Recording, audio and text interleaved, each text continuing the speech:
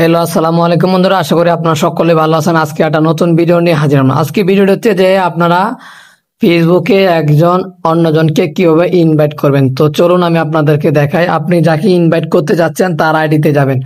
তো আমি কি করব, একজনকে ইনভাইট করব। তো আমি একটা নাম এখানে সার্চ করে দেওয়ার পর আমি একটা দিদিকে ইনভাইট করে দিব। আমার এই দিদিটাকে ইনভাইট করে দেবো 1000।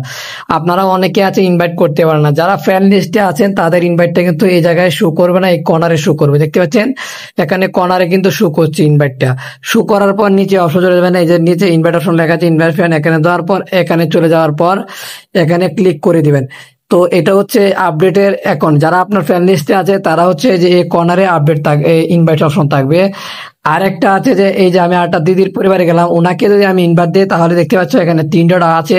এখানে ক্লিক করার পর এই দেখতে পাচ্ছ এখানে আবার যেখানে ইনভাইট আছে এখানে ইনভাইট দেওয়ার কারণে এই যে এখানে ইনভাইট আছে, ইনভাইটে তোমরা চলে যাবা। ইনভাইটে চলে যাওয়ার পর তোমরা 1000 ইনভাইট কিন্তু তোমরা দিয়ে দিতে পারবা।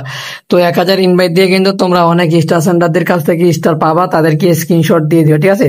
তো এখানে দিয়ে ক্লিক করে দাও, এই যে নিচে যে এই যে হলুদ নীল কালারের সবুজ আছে, এখানে ক্লিক করে দাও, তাহলে কিন্তু 1000 ইনভাইট হয়ে যাবে। তো মূলত এইভাবে সবাই ইনভাইট করে।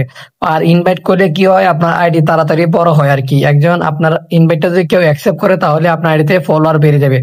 তো কিভাবে একজন আরেকজনকে ইনভাইট করতে হয় আপনারা আশা করি বুঝতে পেরেছেন।